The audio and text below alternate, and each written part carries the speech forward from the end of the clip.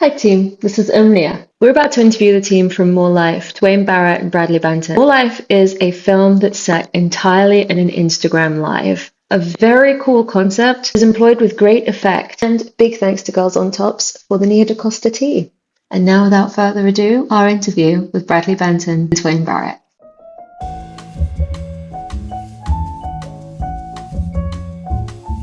Hello, Bradley. Hello, Tuwaine. Thank you so much for your time.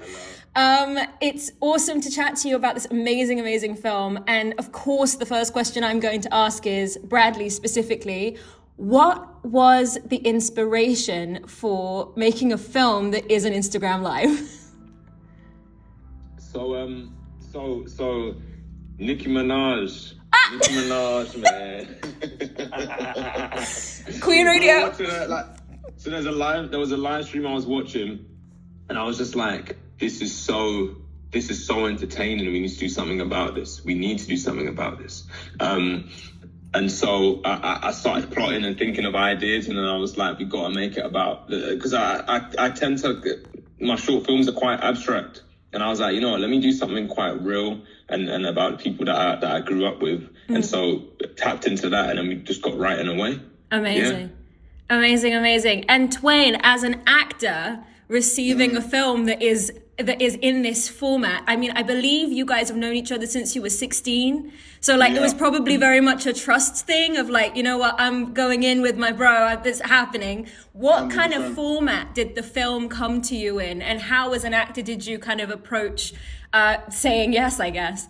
I mean, Bradley came to me and said, I have you in mind for this role. I said, I didn't ask any more questions. I said, I'm in. Nice. I've known him for so long, and I trust him with my whole heart. And anything that he wants to produce, I'm all in. Amazing. I was going to ask about format because I can imagine, like, to me, the film felt a bit like a play. Like it was happening in Instagram Live, but it felt like theater. And then theater with Instagram then turned into a movie, and it was cinema. I wanted to ask you, Bradley, how you formatted explaining the vision to everybody around you, and specifically also how did you do cinematography in an Instagram Live? So with filming with friends, I was quite lucky to not have to explain too much because they were so on it and so generous and wanting to work on it. So luckily I didn't have to do too much of that, but I just said, yo, we're going to do it on a phone, and it's going to basically be like it's an Instagram Live. And they didn't really ask any more questions, luckily, because I think if I had to explain it and blah, blah, blah, the concept is quite, it could sound a certain way if I didn't have the right words for it. What was the other? I was going to say cinematography on an iPhone, right. Instagram Live, like the framing and the rule of third. Like, how were you kind of executing that? Was there someone behind the camera in a sense, or did you just straight up set it up as an Instagram Live and go for it? So sorry. Sorry. So cute. Oh my gosh, name, age, everything. We need to know. She's free, but she just wants attention, and now she's gonna scramble away. Aww, bye Bella. Sorry. That's so funny. Now back to me. The main reason why we're here.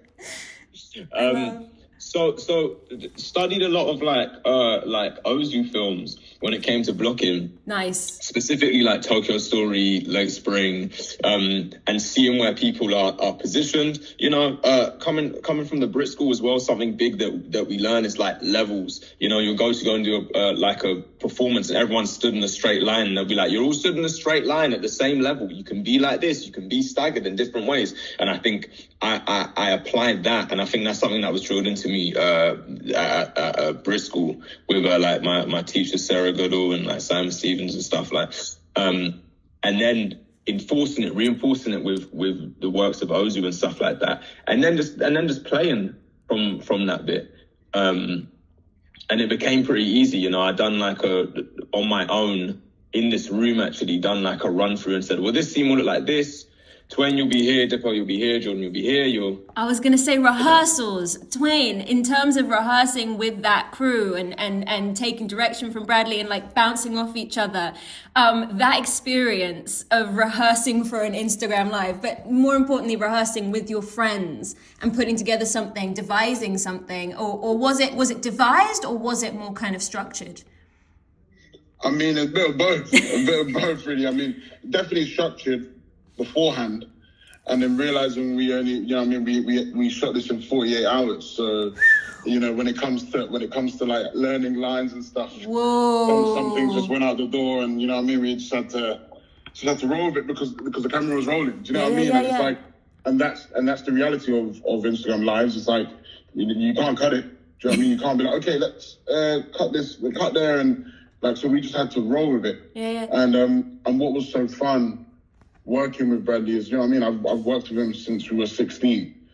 And he's still the same madman that he was when we were 16. You know what I mean? So I trusted in his vision, and I remember saying to him, like, don't like I know we're brothers, but don't sugarcoat anything, because this is your movie. Do you know what I mean? Like, we need it to be well, for you to feel like good, I'm happy, rather than, oh, I wish I'd said this, I wish I told him that. And that created a completely different environment, because now we're, you know, yes, we're brothers, but at the same time we're very professional. You could feel come from that. Yeah. You could feel it. Like, this was a film that really knew what it was trying to achieve. Like, it's a hangout movie, but it's a hangout movie that had this kind of freshness and movement to it, but also like the characters were so clear, so clear, even though you were shooting it in 48 hours, which is mad to me. So Bradley, was character coming from kind of characters you knew in your own personal life, or was everyone playing a heightened version of themselves, or how did you put together this tableau of characters? So I think it was a medley of things. I'd like to say that I wasn't influenced by like friends and stuff. It's funny because sometimes I come up with an idea I think is original, and then I'm like, wait, I got this from that, and I got this from that, and blah blah blah blah. And so I feel like there's some resemblance. I think there's a lot of group dynamics that can look like that, whether it's people that you know or whether in your own situation. And I think like I wanted to create characters that I knew that my friends could play, and I really wanted to see them play. And I think it's like Paul Thomas Anderson talks about it, where he's like, if you want to, the easiest way to write is just to do opposing people who oppose each other in different ways. And so all of the characters have like a driving force, and they're all kind of like, this kind of isn't really spoken about in the film, but they all kind of have different aspects of blackness. So Welton is kind of like black capitalist, like that's kind of that's just backstory stuff. Yeah. I love it.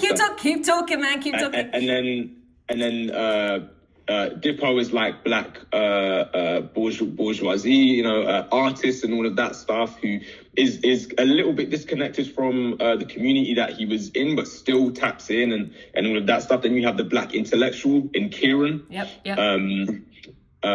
Who loves and hates the community that he's part of, and that's why he's a teacher as well, because he can't leave that thing because it feels so unresolved to him. And then you have like a performative blackness, which is what Christopher is. He's middle class. He's a middle class guy. But he went to a certain school and he thinks that there's certain things, and that's why he has that New York hat on, because he thinks that, yeah, you know, whatever, blah, blah, blah. And to some degree that is who he is, but they all represent these different facets of blackness. So yeah. It was beautiful. And I also loved the idea that you put this amazing group of opposing characters in Copenhagen, like take them out the pond, like, you know, like just put them somewhere where they're also at contrast with their environment. Was that also a choice you made?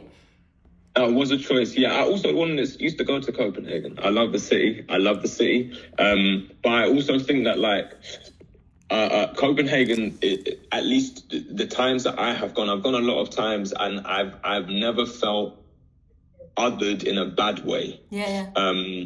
I've always felt, I felt special, and I have felt different, but I've never felt different in a way where I was fetishized, and I've never felt different in a way where I was ostracized. I just felt that, oh yeah, you're from London, but you come from, oh, that's sick, man. All right, cool. You know, there was just that love there, and I was like, you know what, I want to put us not in that situation where we're not tied to the systems that are in this country or whatever, or other countries that have played a part in other things in the past. Not that Denmark hasn't had a past in other stuff, in all of that stuff. But when you're there, you know, they're socialists in a way, but they're up. You can see where the tax money's going as well. So there's also that.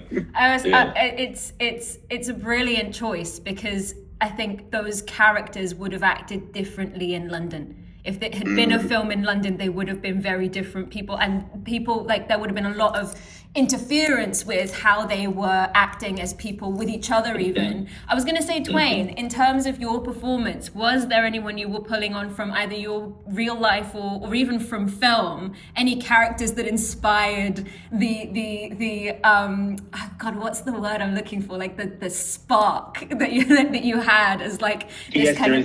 Yes, that little je ne sais quoi. Yeah, no, I mean, I think it's a good question. The main person I pulled on from was myself in school.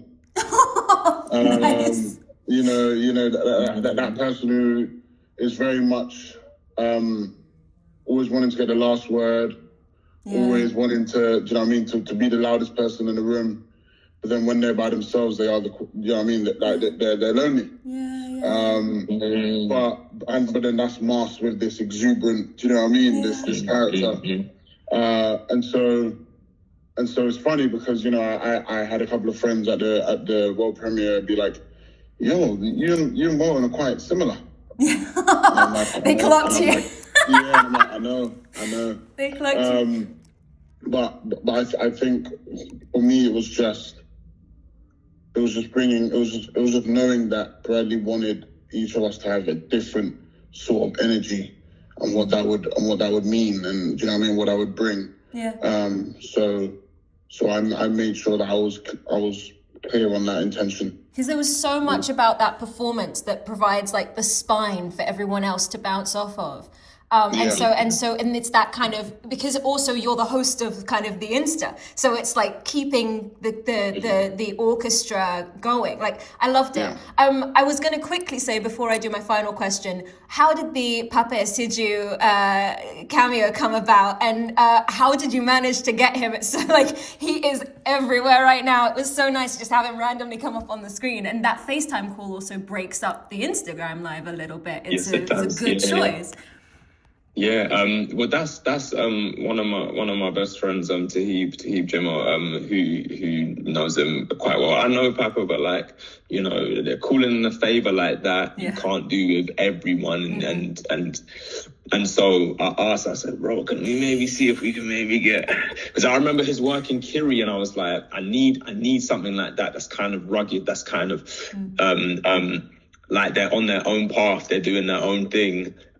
Because also it's like, and could also make him feel like he could have been the leader of the group, maybe, or what, he's kind of a roguish. I kind of liken it to like in Power Rangers as the sixth Power Ranger, who's kind of like outside of the main group, but also can float back in from time to time. He was just so generous. He was like, yeah, sure, man, let's do it.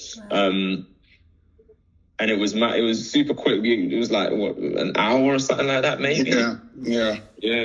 We called each other, done a little FaceTime, screen recorded. He recorded on his end because we were having like technical problems and whatever. And he was like, yeah, I'll just record here, sent me that stuff. And then that was that. Wow. Yeah.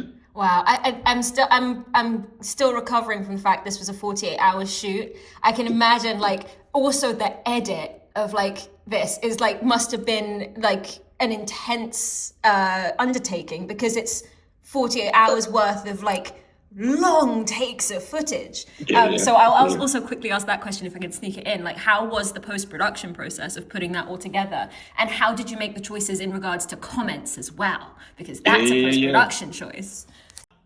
So it's at this point my phone decides to pause recording for no reason. And some of the best answers Bradley and Tuwaine gave were in the footage that was no longer filming. So, however, the full written interview is now up on Obscure. Thank God Google was taking transcription notes. Oh, heck, can't live with it.